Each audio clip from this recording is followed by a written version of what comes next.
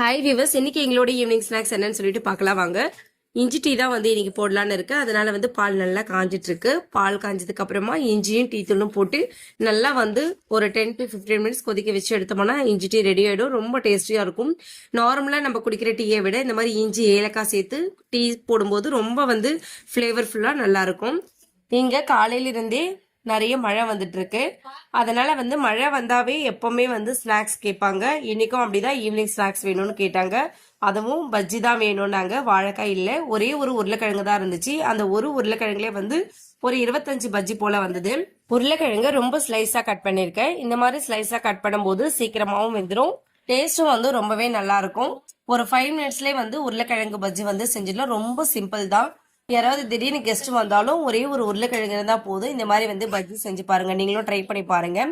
இந்த மாதிரி மழை டைம்ல நீங்க என்ன ஸ்நாக்ஸ் செய்வீங்கன்னு சொல்லிட்டு கமெண்ட் பண்ணுங்க. இஞ்சி டீக்கும் உருளைக்கிழங்கு பஜ்ஜிக்கும் நல்ல காம்பினேஷனா இருந்துச்சு. அப்படியே வந்து இந்த ஒர்க் எல்லாம் முடிக்கிறதுக்கே வந்து 5:30 போல ஆயிடுச்சு.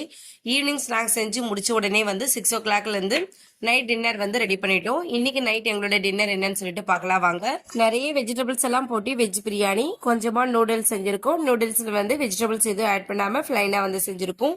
உருளைக்கிழங்கு மசாலா, உருளைக்கிழங்குல வந்து மிளகாய் தூளை விட அதிகமா பெப்பர் சேர்த்திருக்கோம். பெப்பர் உருளைக்கிழங்கு மாதிரி செஞ்சிருக்கோம். ரொம்ப டேஸ்டியா இருந்துச்சு. இவ்வளவுதான் இன்னைக்கு எங்களோட நைட் டின்னர். உங்க வீட்டுல என்ன டின்னர்னு சொல்லிட்டு கமெண்ட் பண்ணுங்க. தேங்க்யூ.